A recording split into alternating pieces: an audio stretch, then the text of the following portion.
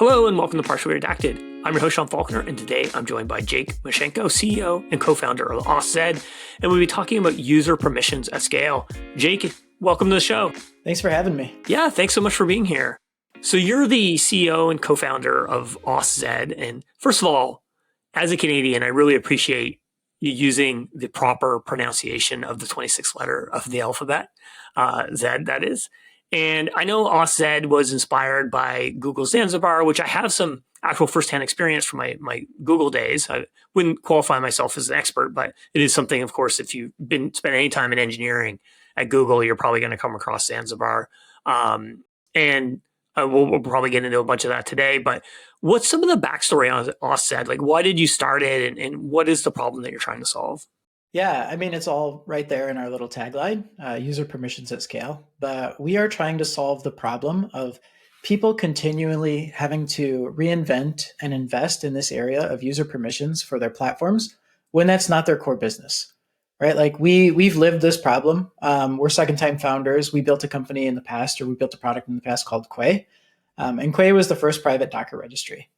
And as part of that, we had this problem where we decided to start with a somewhat naive or somewhat simple permissions model for our app. And as time went on, the user requests just kept coming in. So the very first thing they wanted was GitHub style orgs and teams. And then they wanted teams that were part of other teams. And then they wanted repositories that could be nested in this like deep hierarchy, this deep tree of nesting. And they wanted to be able to assign permissions at every level along the way. And eventually, like we actually had to cancel features in that product because we were limited by our permissions. So 2019 rolls around. Google writes about Zanzibar. They publish a paper about Zanzibar, the service that you talked about, internal to Google. I'm reading through the paper, and I'm maybe halfway through the paper, and I turn to what are now my two co-founders, and I was like, this solves the problem that we've run into so many times in the past. Let's quit our day jobs and go build a company around this. And we've kind of been doing that ever since. That's awesome. I mean, it's great that you were able to, I mean, I guess like that's the sort of key of match. It's almost like product market fit. If you really need like a product, is like a, I don't know, founder inspiration fit or something like that. You read this paper, you felt the pain of doing that already. And you recognize that, well, one, like you don't want to have to continually solve that problem. So that means that probably lots of other people don't want to continue to have to solve that problem. And then, go off and essentially try to execute that vision. And, I think you kind of set up that story of this like death by 1,000 cuts that happens inevitably when it comes to setting up, authorization models or user permissions. And you see that over and over again where people start with kind of like a simple base model. Maybe they have administrators, they have, creators, viewers, and so forth. And then a customer comes in with an additional requirement and it starts getting more and more complicated. But why is it that people keep trying to like solve this problem over and over again? Like each company kind of keeps independently like tackling this. Is it that people tend to underestimate the number of requirements that are going to come in, or why do you think that it is that these sort of silos keep existing within tech? I think because the problem actually is deceptively simple at first. When you're at small scale and you haven't amassed a lot of those requirements, you're not selling to the enterprise where you're getting requirements pushed down on you from your customers. You start, you think, well, if I just store a little bit of data in the same database that I'm using for everything else, I can interpret that data in my code and I can make a decision based off of that. And it really is kind of that simple at the beginning. But then all those things start to happen. You start to scale, you start to get more traffic. You start to go into new geographies. You start to get those requirements from customers and from external users. And all of those things kind of converge and they sort of constrain your solution space in such a way that you can't really break out of that boundary and you become, like I say, constrained by what those choices that you made earlier on. And that's when people start to look for something more scalable, right? It's also like this came out of Google. It's not like Google started with this. Google went through the same journey we all went through.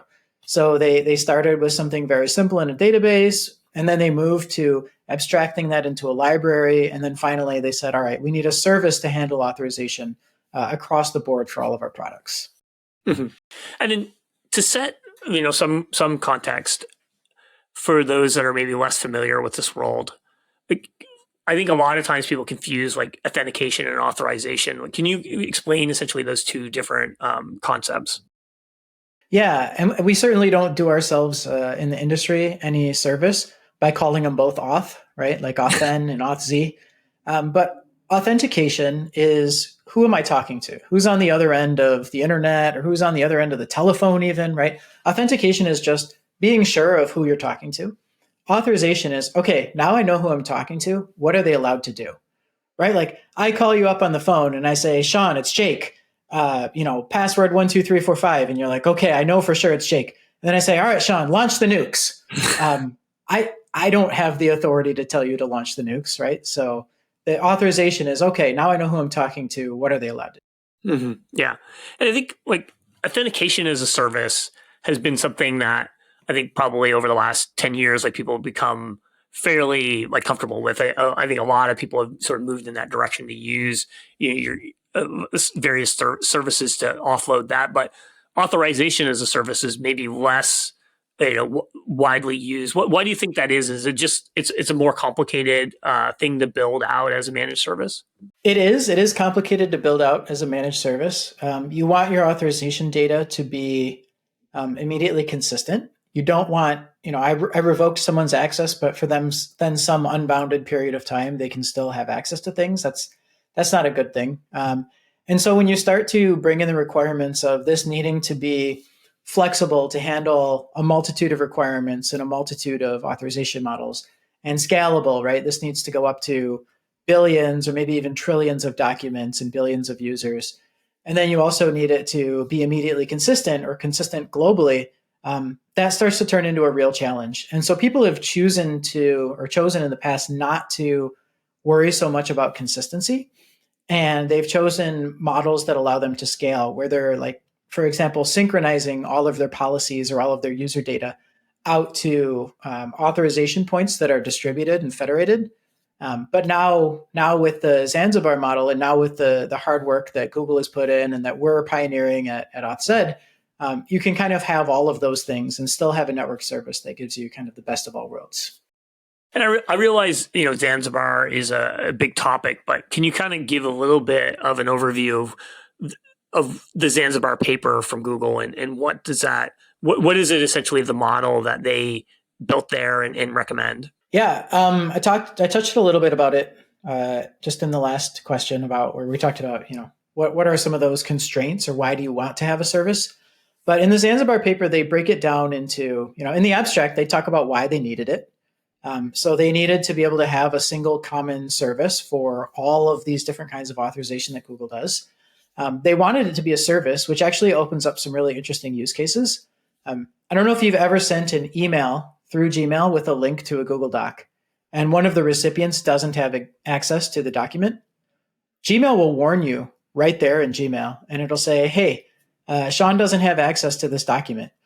So, just being able to warn you, think about what that entails. It requires needing to understand who you're sending the email to, what you're referring to, what document that link refers to, what access level the person is trying to they're trying to view this document, presumably, or maybe even edit or manage the document.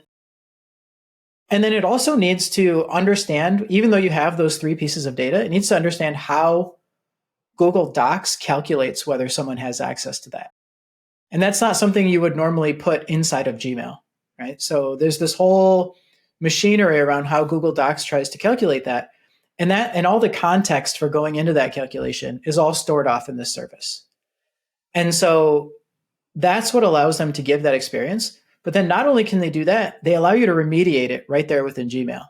And they say, Sean doesn't have access. Do you want to give it to him? And you can click a button and be done with it. And that's because it's this network service, and it supports all of the different kinds of authorization that a business or that Google specifically in this case needs to do. So that's the first part where they talk about why they need it. And then they talk about all those other requirements around globally consistent, et cetera. The second part is the model. It's relationship based. So it's building up a directed graph, a web of how people and people and people and data are related to one another.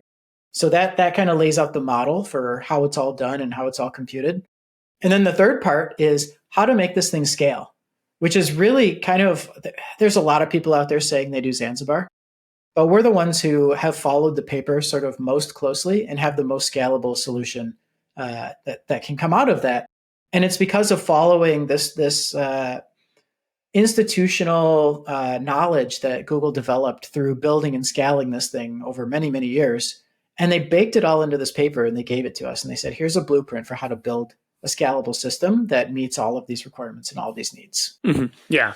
And, back to the first part of that, like their reasons for doing this, like there's a tremendous amount of value and power that comes with creating this like separation of duties essentially, or separation of responsibilities, by creating an authorization service that is available as a shared service across all your applications. Because like, I think the Gmail example is a really good one, where you're like, Gmail doesn't necessarily know how to talk to Google Docs directly, plus the permissions there. Like if you had to do that sort of piece by piece with each of the like SaaS products, it would be an absolute nightmare to try to do that. And that's why it's hard to do this essentially, where if you were kind of like stuffing your permission model into your application database and then trying to control access there, you're just going to cut off your ability to be able to create really sophisticated integrated experiences like this. Yeah, it's definitely a superpower, right? Another example out of the Google universe is you model your Google groups once, right? Who's in the engineering team, who's in the marketing team, and then you can use those across numerous Google products, Gmail, Google Cloud, etc. So these are all examples of where you use this authorization service to turn a number of individual products into a cohesive product suite. Mm-hmm. Yeah, absolutely. And like Google has history of creating a lot of homegrown solutions like distributed databases like Spanner, containerization like Borg, and they've kind of laid the groundwork for a lot of these scale problems, because they hit scale problems a decade before most organizations ever did, and they're still dealing with scale problems that most people will probably never ever hit. But there's a lot to be learned from that groundwork that they created, and then create essentially like you use that inspiration to create products that can essentially serve other companies. Yeah. I forget who said the quote, but someone said that Google papers are like letters back from the future. Right. So what they did with Bigtable and then Spanner and then now Zanzibar. Mm-hmm. And Zanzibar is actually built on top of Spanner. And that's one of the things that makes it so challenging to sort of implement and ship the Zanzibar vision. Why is that? Just because when you want that global consistency, you need a globally consistent ACID database underneath powering it all. We support a number of databases, and we do support Cloud Spanner for our clients that happen to be on Google. But outside of that, we have to look at sort of the Spanner likes that exist, CockroachDB, right, and sort of some of their contemporaries to solve that. But even they don't use atomic clocks, so they don't give the full linearizable story like Spanner does. Mm-hmm. And also, where you're creating this sort of directed acyclic graph, does that mean, like, in order to model the relationships between like the entities and the permissions, are you having to rely on like a graph database as well? So we use the underlying databases as triple stores. So if you're well versed in graph database terminology, there are a number of different styles of graph databases, and one of them is a triple store. Yeah. And a triple store just stores two nodes and then an edge that specifies a link between those two, and a directional edge at that. So we use, like, for example, we use CockroachDB. There's functionally a single table called relationships. And within that relationships table, we just store those, there's nodes and the edges between them. We don't store the nodes independently either. So that's the difference between sort of a triple store and a classical graph database. Mm-hmm. And then in order to figure out the permission model, you're doing some compute over the graph database to walk the graph, essentially. Exactly. That's exactly right. So we take the schema that you write, which encodes how exactly you turn those relationships into permissions decisions. We take that schema and we turn that into a series of requests for data going to that triple store. And we load a little bit of data. We do the processing that we can. We come up with a new set of subproblems. Okay, now we've answered what groups this document is shared with. Now we need to go and figure out who's in those groups, right? So then we send those subproblems back off into the cluster and we compute the answers to those, bring it back, et cetera, et cetera. Okay. And then, one of the, we talked about these like scale problems that you run into with a approach that's not flexible enough, but are there also challenges with around like cost or of having something that's like too flexible? Essentially, like how do you balance having something that's flexible but also easy to use or maintainable? Yeah. We balance it in particular with the operations that we allow in our schema language. So you could theoretically have, like for example, another authorization paradigm is the policy engine. And in a policy engine, you can have like a data log style, or you can have like a fully Turing complete language. And you can just say, here's all the data, do whatever processing you want on it, and then come up with a set of answers.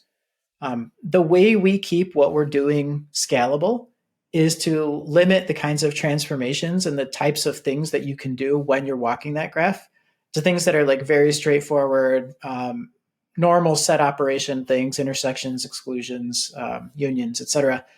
And by limiting that, we can sort of trade off how easy it is to continue to innovate and continue to scale as people are modeling these very complicated things. So an example of where a graph-based solution works that a policy-based solution doesn't is if you're starting from the other end, right? Like it's very easy to usually take the data and move forward and push that data through and get a set of answers out. But if you're starting from like the other end, in our cases, where if you want to start from the user side and say, what are all the resources they have access to? You can't walk forward through a policy to answer that question, but you can walk backward through a graph if you've limited the operations that you can do when you're walking that graph. Does that make sense? Yeah, I think so. Like, can you give a maybe walk through like a specific example? Yeah. So if I use the document example again, right? Like in Zanzibar, you start from the resource and you move toward the subject, right? So you move toward the user. So in a resource, that would be like, here's a Google document, and I have someone who's trying to view it. And the reason this person is allowed to view it is because they're a member of a group, and that group is a member of another group, and that group has the modify access on this document, right? So you could imagine loading all of the documents or one document, and then you could imagine loading all of the group data, shoving all of that through a policy and making that decision. That's relatively straightforward. Right. But where it gets more difficult is when you say, I have a user, and how am I going to go through that same policy, right? Because we don't want to have a different policy for going backwards than what we had for going forwards. So I have a user. What are all the documents that user has access to? There would be no simple way to do that except for going through that same step that you went through to calculate the user, running that on all of the documents and saying, which ones was my user one of the ones that popped out of the other end. Mm-hmm. Does that make sense? Yeah. Whereas with a graph, we can start at the user and we can follow all of the incoming edges backward. And then we can follow all the incoming edges that we see there backward, all the way back to the documents. Mm-hmm. Yeah. And then did you have to create like some form of like rules engine in order to interpret essentially the conditions with which someone has access, or like a group has access, so that they can, essentially permission someone else that's outside of that group to have access or something like that? That's all modeled on the application layer, right? So our users come in and they write a schema that decides who's allowed, like meta permissions, who is allowed to mutate permissions. What does it mean for a person to be a member of a group? What does it mean for a document to be shared with a group or individually with a person? So they have the ability to model that and make all of those decisions because it's not uniform from app to app, right? That's another time when people get limited by whatever software they chose or whatever came with their platform, is that there's a set of assumptions, or there's sort of like a preferred way that authorization works within that platform. And if they want to break out of that model and follow their user requests wherever they're taking them, they sort of get limited by what that model assumes that you should be wanting to do. And then as a user, or essentially like a company adopting this system, like what's the step to kind of get started? Can you kind of walk me through? I'm a new customer. What am I doing sort of day one? Yeah, you're likely not a customer of ours on day one.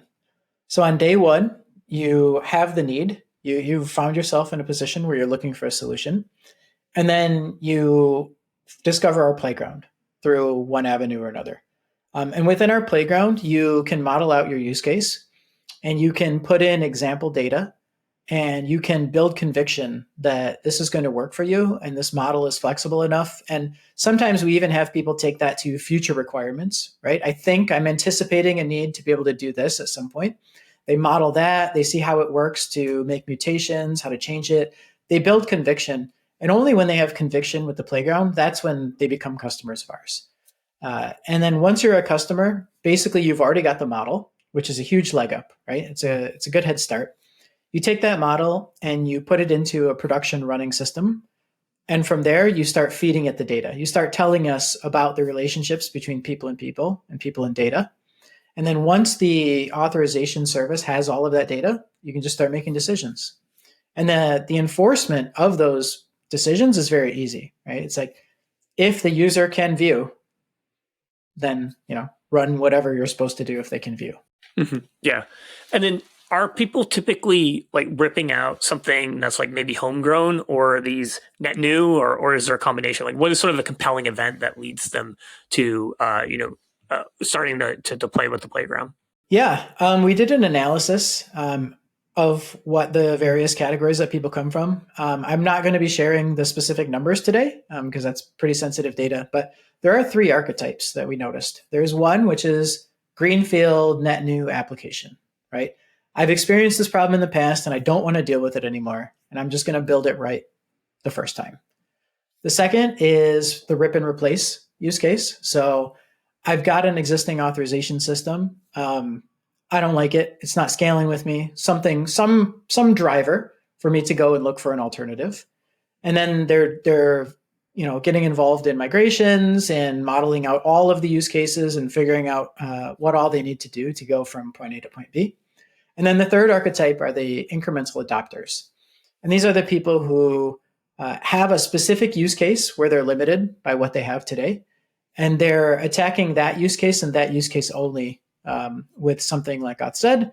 And then as time goes on, they start moving more and more use cases into AuthZed. So sort of an incremental, more gentle on-ramp. Mm-hmm. Okay.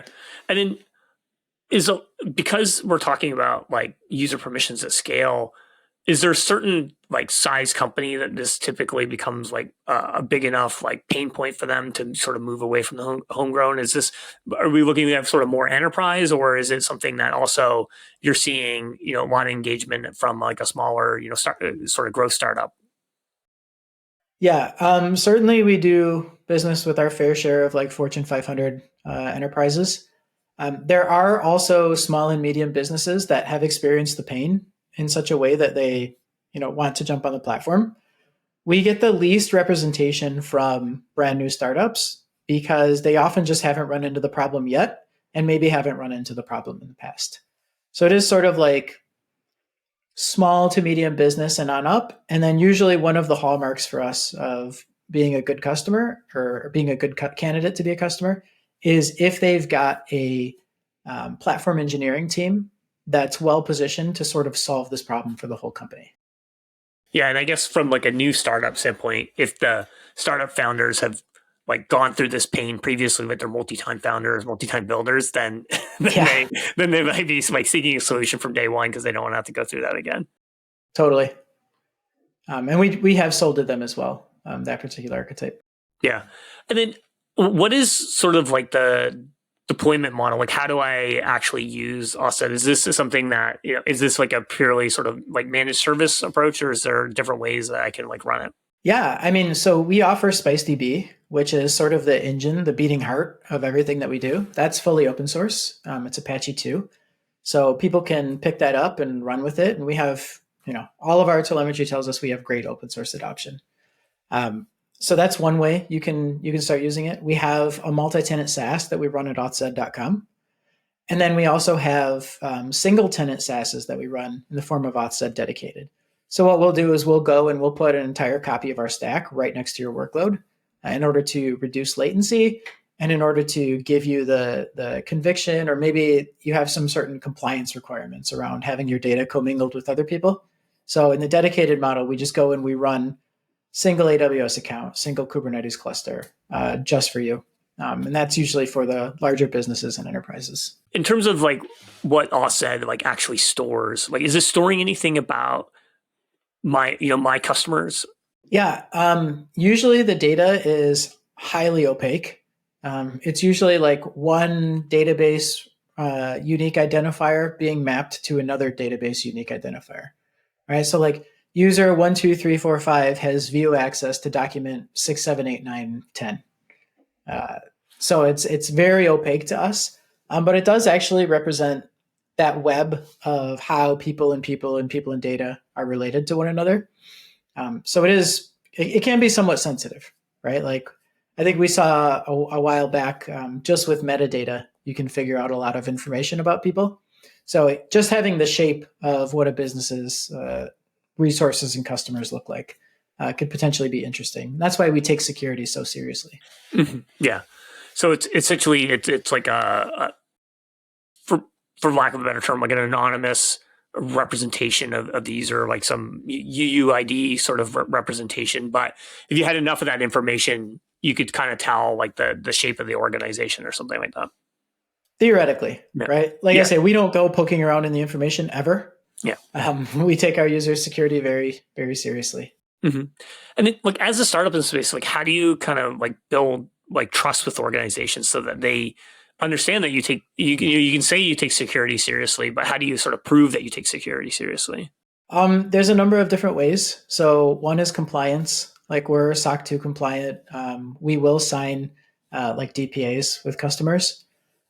Another is our track record as entrepreneurs, right? Like we built and ran Quay for 10 years.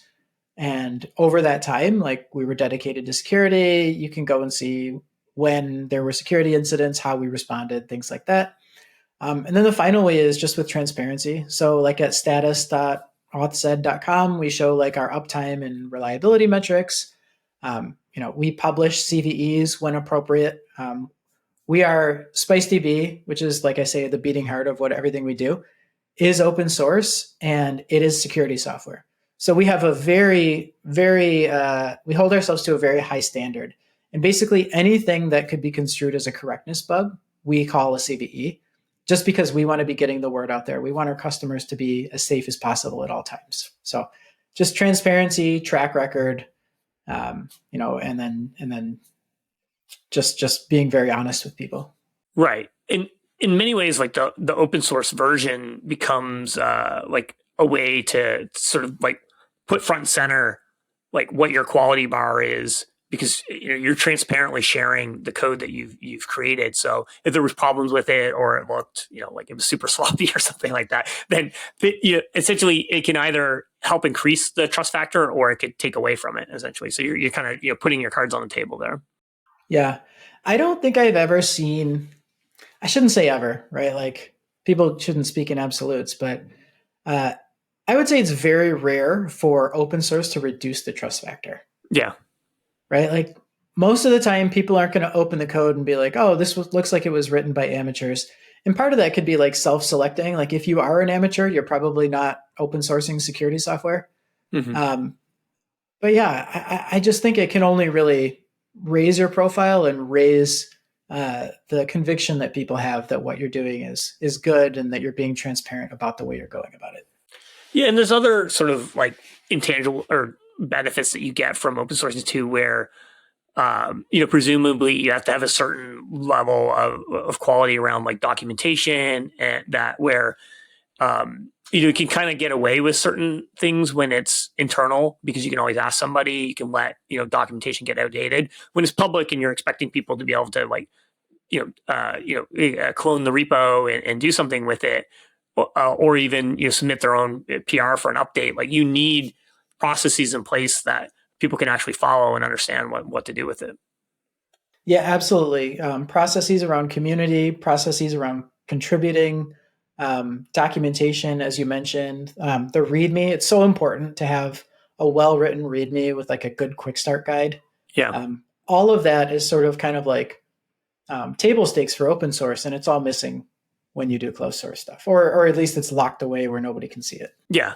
Or you can kind of like, I don't know, trick yourself into thinking that your documentation or other assets are meeting the bar because you're, hand holding someone through that process and they're not having to actually self-serve. Like some of the value of kind of putting it out there is you're just going to get a lot more eyeballs on it and create like a faster feedback loop so that you continue to get better. Yeah. I'll say I've been blown away by our Discord community and just how ready and willing they are to jump in and help on issues that people bring. Like we've gotten, when the Discord community was first starting, we had to do a lot of it ourselves. The team was constantly in there answering questions.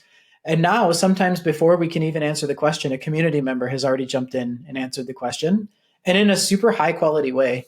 And those same members can contribute and have contributed to the code base. So it's just, I love open source, right? But you probably already knew that based on my background.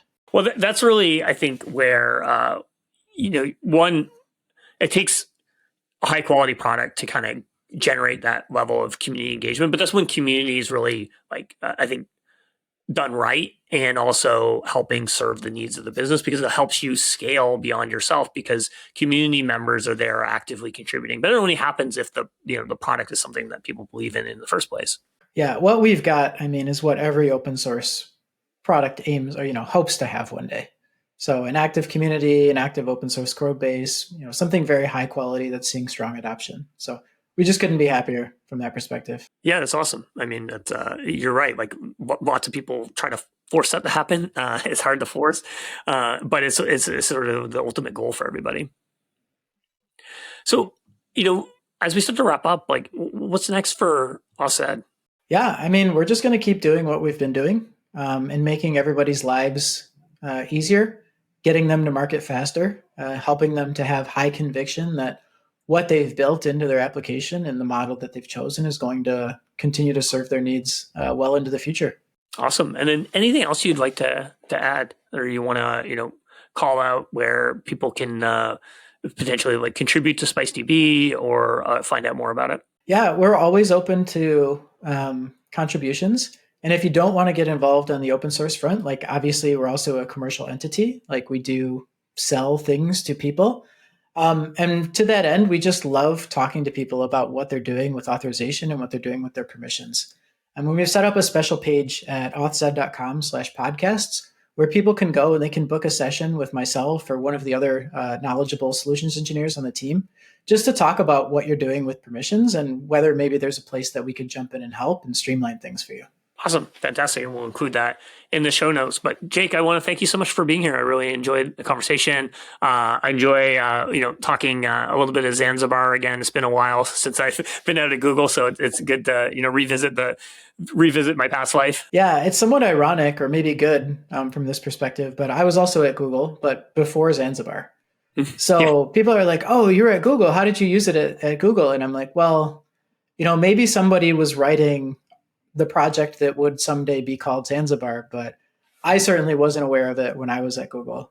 So I hear more about it from sometimes people who are even, after me at Google or outside of that ecosystem. But I think we've done a really great job of like taking the core concepts and turning it into something, a product. Yeah, I think, I started there in 2018, and I think we started integrating Zanzibar in 2019 and maybe early 2020 in one of the products I was working on. So that kind of aligns with the timeline of the publication. Yep. Yeah, well, thanks so much, and cheers. All right, talk to you later.